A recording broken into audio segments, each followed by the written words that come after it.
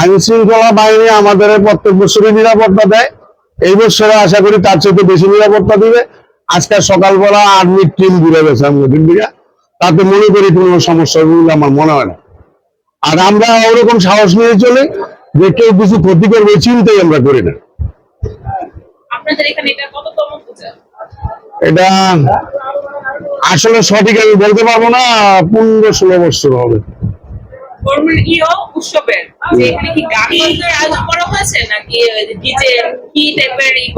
না, এর কোনো গান বাজনার আয়োজন নাই।